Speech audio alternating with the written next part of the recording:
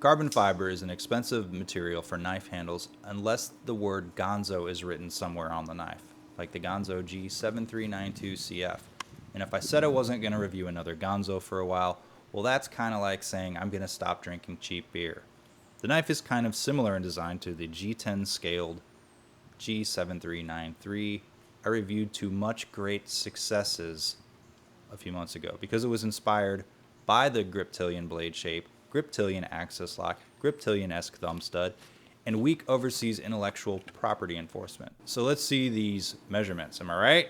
Like the overall blade length, the overall length, the blade length, the handle size,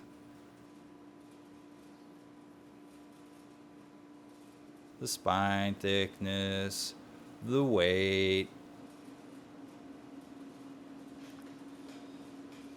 and then weight when compared to other Ganzos. So you're like, it's carbon fiber. You don't have to do this, man. It's got to be light. Well, in theory, that sounds like a true statement. It's also a Ganzo, and cheap knife law states that Ganzos are heavy, not Enlin heavy, but they're no San Remos. Brah.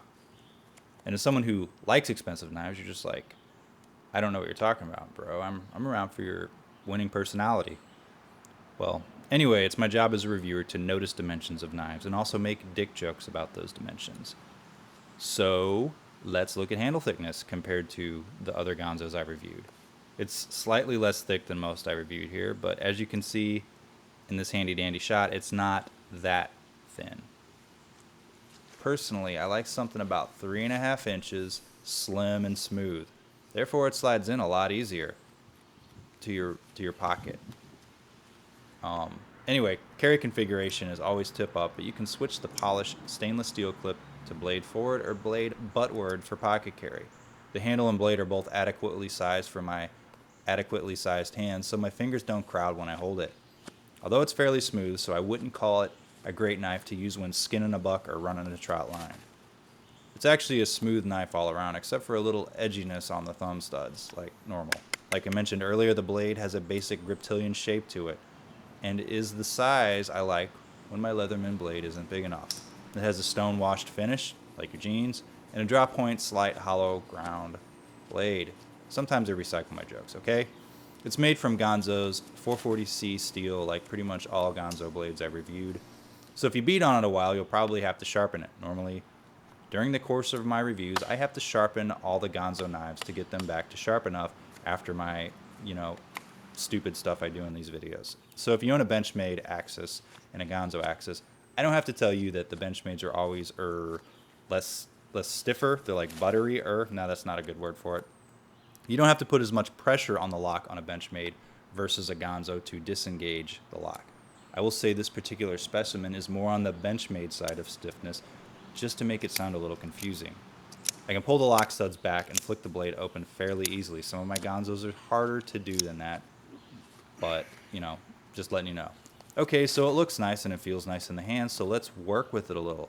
I've got some bamboo in the new backyard, so let's try beating on that while I talk about knife shit. I've come to appreciate Ganzo's approach to knives. Rip off the best parts of other knives and make them their own. They use nice materials and solid construction. The blade steel really isn't bad, but you need a sharpening system to get them going good. The good thing is the edges jive very well with my sharp maker, at least the edge grind angle, and I rarely have to do any serious reprofiling on them. Just a few minutes and it's good to go. Ganzo's use of carbon fiber in G10 make them killer deals for sub $20 knives. I think this one hovers around $15. The use of carbon fiber on this blade makes it the most pants pocket friendly of any of the Ganzos I've owned yet. This and the Paramilitary 2 clone are both my favorites so far. PM clone has a slightly grippier handle because of the G10, but I like the lock on this one better, although I think you can get the Paramilitary version in a axis lock, so I don't know, whatever you prefer.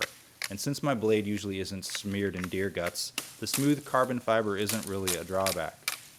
So after all this, whatever the hell I'm doing, you probably want to know how well it holds up. And as long as you don't tell anyone, maybe I'll baton with it and show you why you shouldn't baton with it. Seriously though, don't let word get out. You know how those people get. Even though bamboo is probably one of the easiest things to baton, The lock still fails several times. It ain't a Lion Steel roto block like on my little Lion Spy. But then you probably want to see the edge after all that sort of abuse. Not like cutting through some cellulose should damage it. And plus, you can still shave your arm hair. I did touch it up for 3 or 4 minutes on the sharp maker after all this was over, and it was good again. It was really sharp. I will mention that I had to do a hair turn on the pivot screw to get rid of a slight amount of blade play after beating on it a bit. Anyway, if you like this video, subscribe to my channel, buy a Ganzo knife, give me a thumbs up, leave me a comment. And if none of these things sound appealing, you could always tell me that 12-minute flashlight videos are boring, and then go post a 12-minute video of you playing a video game because you're 12. Oh, and before I forget, only because hundreds of millions of dollars of dark money flowing into super PACs are subject to secrecy via Citizens United and not cheap knife reviews, this was provided by GearBest for review. Cool. Thanks for watching.